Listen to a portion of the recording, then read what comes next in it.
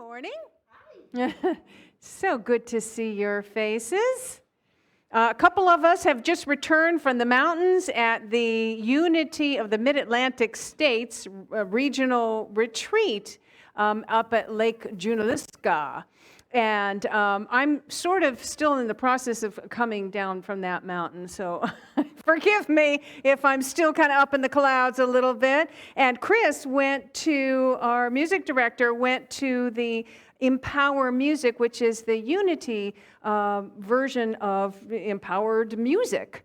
And we'll probably find out more about that. And I'll share more about my experience once I've had a chance to kind of integrate it a little bit. Probably next week, hopefully. In the meantime, though, how many of you have seen the show? It's an Apple Plus series called Severance. Anybody? Okay. Yeah, okay. Then you want to walk out of the room before I give you the spoiler alert. It's an interesting series, and it's this dystopian world that is created from an original idea to really manifest the work-life balance in a radical way. The radical idea is that there is a chip that's implanted in your head that, seriously, so that when you are at work, you're only aware of your work self. You don't know anything about your home self. You know nothing about your home life. And then they ride the elevator down from their office, and they wake up, and suddenly they're their home self. And they're not aware of the office self. They don't even know who that self is. They don't know what they do at the office. It's like split personality, right? And some people get attracted to doing this because there's something really painful or traumatic in their life that they just give me 8 hours a day where I don't have to think about it, where I don't have to experience it. That's kind of what compels them to do this. But of course, it's in the hands of a huge corporation, so what could go wrong? Plenty. So there's 4 protagonists who we get to know, and drama ensues, and things are revealed. It's kind of a slow burn. It takes a little while to get going. But things are being revealed, and suddenly they get a little suspicious about, what they're doing. They don't really know what they're doing. They go to the office, and they have these, 1990 terminals. It's before the internet. You see, they can't have the internet there, otherwise they can find out who they really are. They're really kept in the dark. It's these old-fashioned terminals. You know those old screens? They were like green, and they had little flashing yellow light, and those old graphics. And it's kind of like a Atari game. It's they capture these numbers and they put them in a little box, and they don't know what they're doing, right? This is their task. They do this all day long. And then they ride the elevator down, they wake up, suddenly they're their home self with their home life, and they don't know what they're doing. But after some things get revealed, they start to get suspicious about what they're really doing there. And their work self gets really curious about their home self. Like, do I even have a family? What is my life like? And so these 4 individuals kind of come together, and they discover that there is a control room. And one of them sacrifices themselves. They said, let's just go for this. And it's a control room that manually switches back and forth. So usually the process is automatic. They take the elevator down, they take the elevator up, they're a different person, it's automatic. But this is a manual control. They flip the switch, and it suddenly turns on the other self in the other life. So this is where I'm going to do the, spoiler alert. So if you don't want to know, if you're planning to watch it, just close, So, okay. Warned. All right, so the guy, he barricades himself in the control room, and he flips the switch, And all the three other people are at home. They have no idea what's going on. And they wake up. They like wake up and it's shocking, right? Shocking. And then suddenly things begin to make sense. Like pieces of the puzzle are coming together. And that's the last episode of the season. You're kind of left hanging, right?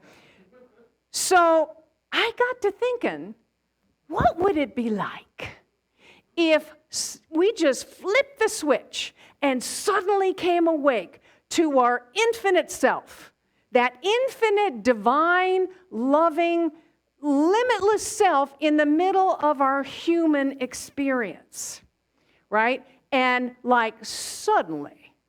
And this is kind of like, and you think, well, wow, that would be great. I'd love to have my infinite loving self all the time. But it could be a little shocking. It could be a little disorienting. And I think this is like mystical experiences.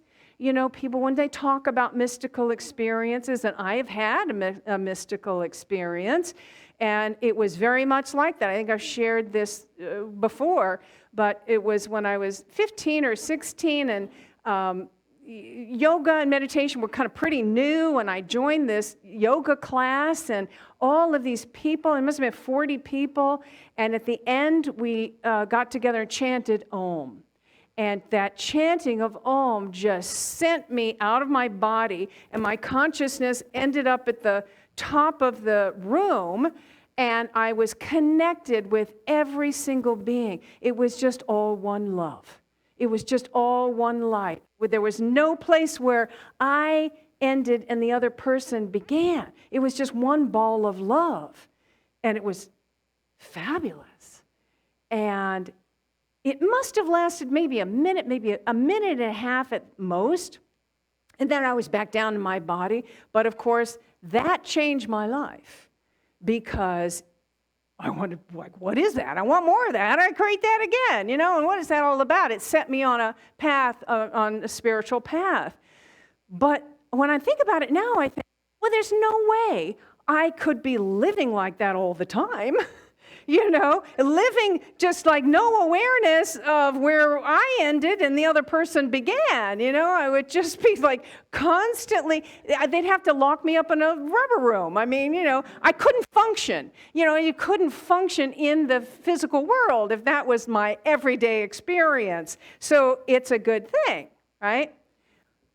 But is there a way that we can have both awarenesses at the same time? Is there a way that we can integrate, and they call it in the show reintegration, is there a way that we can have this reintegration of this highest divine infinite self and the awareness of our humanness at the same time, being in this human world? I think so, right? I think it's kind of our goal, isn't it? It's kind of why we come here, to have that experience. I mean, wouldn't it be great if we could just sort of manually switched on that loving divine self in the midst of a difficult relationship experience or the middle of, hatred or division? We could just be that presence of love. Wouldn't it be great if we could just switch on that awareness of our wholeness in the midst of a physical challenge or an illness? And it'd be great if we could kind of switch on that infinite peace that we are in the midst of a challenging, chaotic experience. Or switch on the awareness of our infinite abundance in the midst of a financial limitation experience.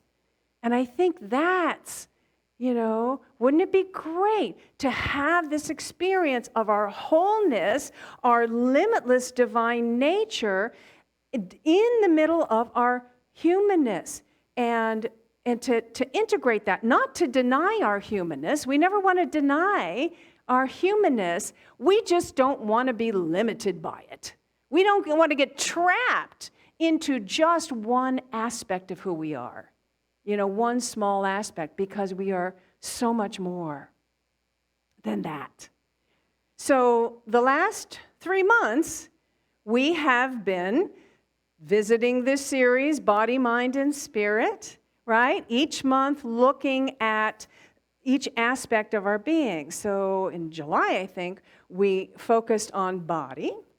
And so we were looking at that and how to create more wholeness, more well-being, more of a sense of aliveness in our body, but at the same time, honoring our humanness, having compassion for our pain, having compassion for, ourselves trying to navigate our world through this, through this upside down separation thinking world, to have compassion for that.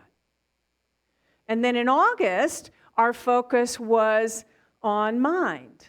And we were exploring the power of our mind, the power of our thoughts in creating our experience and how we can change that thought, right? We transform our lives by the renewing of our minds, how we do that. And, changing our perception changes our experience, right? And then this month, the month of September, we've been exploring spirit and what that is. What is our infinite divine nature, our infinite divine spiritual nature? How do we connect with it, and how do we see it in others? So we've explored each month, diving deeply into all three aspects of our being. And so as we do this, as we explore deeply each aspect of our being, body, mind, and spirit, and really know it completely, and then we integrate it together. Then we integrate it into a whole. That is full spectrum living. That is living fully, living full out. Who wants to live full out? Who wants to experience full spectrum living? Yes. That's what we come here, right? That's why we support each other in this work, in this practice, right? So, many different ways that we come together to practice this, right? Because it takes practice. First of all, there's an awareness of it. We have to wake up and then practice living fully, practice the full spectrum living. So here at Unity Center of Peace, we have many ways that we support each other and we practice it. Sunday morning, between the music and the prayer and the meditation and the message, that helps to create an awareness of who we truly are, connects us with love, with each other. That's a big part of it. It gets us to feel our oneness and gets us to think how we can activate that in our lives, how we can put it in our daily life. The deep dive discussion group that Gaines has started, and it was only once a month, but now we're expanding that because other people want to facilitate that. That's meeting after the service where you can connect with others in a communication and discussion and talk about how, what did she mean or he mean, whoever was speaking that day, and how can I take that even deeper? I'm getting there, Gaines. Be patient. Oh, you're talking about the outdoor sacred spaces? Is that what you mean? That was next on my list. Yeah, these events in the outdoor, in our outdoor.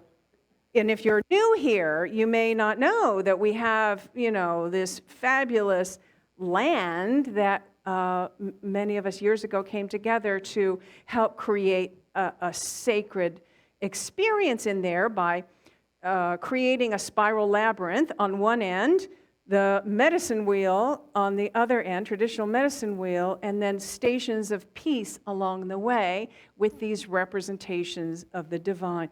And so we've been having events there that really help us to connect with all of life, with the spirituality in nature, and to experience more of our aliveness by being there and connecting with that. And our ancestors, and all of that helps create a sense of wholeness. The prayer team that you can go to after the service, 3-minute miracles, that you can sit with somebody and who will hold the high watch for you, who can see it from the highest possible perspective, whatever's going on in your life, and help you to see it. That's how we practice that. Other ways we do it, classes and workshops, right? The classes and the workshops, this is where transformation happens, because this is where you take, what you've been inspired by, and you learn how to apply it to your individual experience, to whatever your need is, whatever your individual situation is. That's when you transform, because you're now, oh yeah, I see how this can apply to my life. So coming up this month of October is our affirmative prayer class, and I'll be facilitating that. So this is a class where you learn the 5 steps of affirmative prayer. They call it Unity Prayer. And those 5 steps are really designed to get us into that higher divine, again, that field of the absolute, that higher divine awareness, and we accept that we are co-creators with Spirit, and we call forth our good, and then we just rest in gratitude and joy as we witness that good just naturally blossom in our life. It's really the keystone of Unity teachings is affirmative prayer and meditation. How many people are planning to take that affirmative prayer class and learn this? Yeah. It's a really essential tool. Participating on a volunteer team, on a ministry team, that's sacred service, or seva is the term. It's sacred service. And when you serve on something that helps someone else, it takes you out of your littleness. It takes you out of your own little wrapped up in your problems and your ego. And you forget about that, and you open your heart and you allow that infinite love to pour through you to others, right? And then you experience more love, more joy, just through that process. And then we have an opportunity to practice generosity. To practice generosity here in sharing of our abundance. And I say practice because it is a practice, right? So generosity is our innate nature. That's our true divine nature. We are the expression of the eternal givingness of the universe. The universe is constantly giving. And we're created in the image and likeness. We are that in expression. So we are the expression of generosity, but it takes practice, because we all know there's a lot of fear around it. A lot of fear around finances, right? A lot of collective consciousness of not enough-ness and limitation, and we get kind of caught in that. So we have to practice it. We have to remember that infinite abundance that's always flowing through us, and practice. So you'll have an opportunity today to really step into that law of circulation as we do that. But these are all the ways that we practice living fully, this full spectrum living. All aspects of our being come together, and then we're alive. And then we could shine that light out to the world. When we are shining, when we are that light, it helps others, because people go, oh, wow, what's that person doing? I want to know what that person's doing. How are you getting there? It's just a light that continues to grow quantumly if we allow it to. So this is why we come here. This is what you are supporting here at Unity Center of Peace, are all the ways that we are living this full spectrum living, and that we're sharing it with the world. So, this is the conclusion. Today is the conclusion of our stewardship season. And we've been asking you all month to really consider what Unity Center of Peace means to you, what value it has for you. and not even just for you, but also for others, and also, into the greater whole. Because as we rise, our consciousness rises, and our vibration of love rises, we're helping to rise the collective consciousness. The collective consciousness is uplifting. So it's a blessing, not just for us personally, but you want to think about it in terms of the whole community. So what value is that? What does that mean for you? And so, as we've mentioned before, we sent a letter with an intentional giving card to all of you. And if, honestly, if you're new here, if you're just visiting, then don't, just hold space for others, because this is for members and friends. So the intentional giving card that we sent. So if you remember to bring it today, go ahead and take it out. And there's already a few that have already brought it. So it's already here, and you can participate in this because I have it. It's going to be blessed here. Yes, thank you, Maria. If you haven't, there's no judgment. If you forgot it, just Maria will pass this out and put it in your hands. Take a moment to look at that and consider. Consider. There's different ways that you can be supportive of what we're doing here and supportive of this community and the difference it's making in your life, and to ensure that it will continue to be here. And so I'm going to guide you in a meditation in just a minute, and we're just going to open our heart and have that experience of jumping into that flow of generosity. And after the meditation, we'll do an affirmation, and then I'll ask you to kind of line up from the back row up to the front and come up, and you can fold it in half just for privacy after you're finished completing it, right? And then we'll bless that. And we have, as we always do, chocolate communion. So as you drop your card here, please take a chocolate. I think the red ones are dark chocolate. Yes, right. And the blue ones are milk chocolate. So you have your choice. All right. So if you would take your card in your hand and close your eyes and begin to relax your body.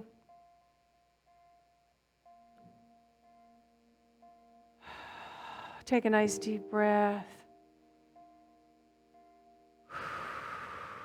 And open to the awareness of that higher, divine, infinite, abundant self that is right here expressing as your humanness.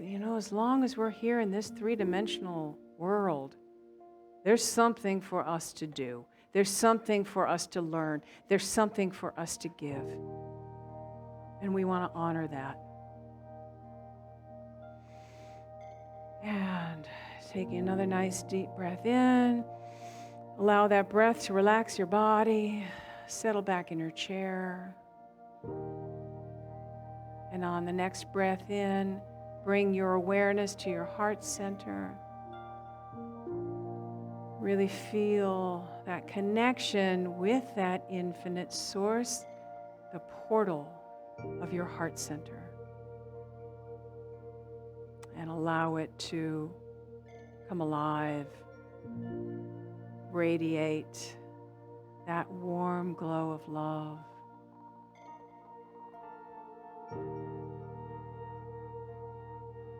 In this moment, we want to become aware of all of the blessings in our lives. Let's start this with gratitude. All of the blessings. For our health, for our well-being, the fact that we're here, that we can come together and experience love, experience like-minded, open-hearted people, spending time. How grateful we are to be in this beautiful place. We are nestled in the forest, this sacred forest. It's glorious. It's beautiful. We are so blessed to be here.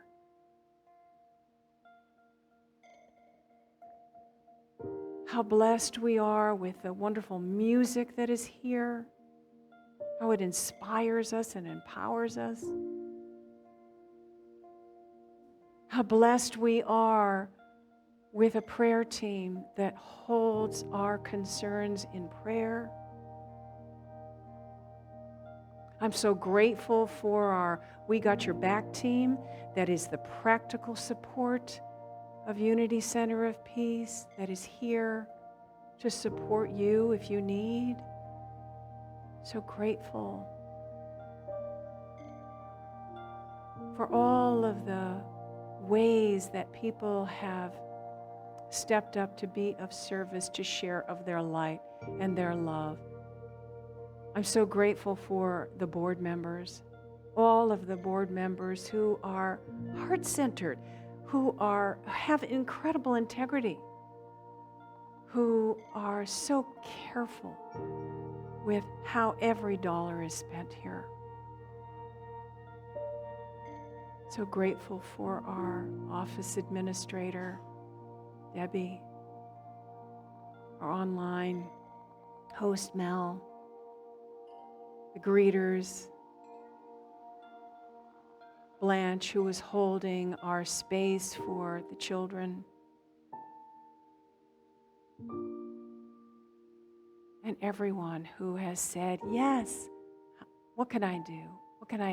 How can I give of my love here?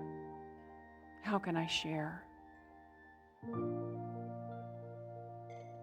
I am so grateful to be able to be standing here in this moment and to open to that divine flow and to share of my light with all of you.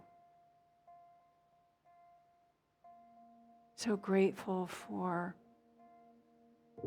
everyone who is watching online and the technology that we have to help make that happen so that people who can't be here in person can still join us. And all of the individuals who help make this happen, I am so grateful. So we allow that gratitude to just grow within us, this fertile soil of divine mind that allows gratitude to grow. And as that grows, we create a space to welcome more good, more love, more abundance, more peace, more joy. We bless all of the abundance that has ever been shared here, that has kept this community going well before I got here. And today, and throughout the pandemic, so grateful for all of your sharing of your abundance to allow us to be here now. So grateful for all of this and more. Taking a nice deep breath in, bringing our awareness back into our body, integrating that spiritual truth into our humanness. And when you're ready, open your eyes and stretch a little bit and feel that energy moving through you. Feel that gratitude just lighting up. Thank you, Chris. Thank you, all of you. Let's just do a couple of affirmations from the back of the card. I realize you don't have it now, so I'll prompt you, don't worry. Here's the first one. I am a child of the universe, richly endowed with the fullness of all good. All good. As I give way to the divine flow. Give way to the divine flow. The presence of God is my instant, constant, and abundant source of supply. The presence of God is my instant, constant, and abundant source of supply. And our last one, I am a richly endowed expression of an opulent universe. I am a richly endowed expression of an opulent universe. There is always a sufficiency to do the things I want and need to do. There is always a sufficiency to do the things I want and need to do, and so it is. Namaste. Thank you.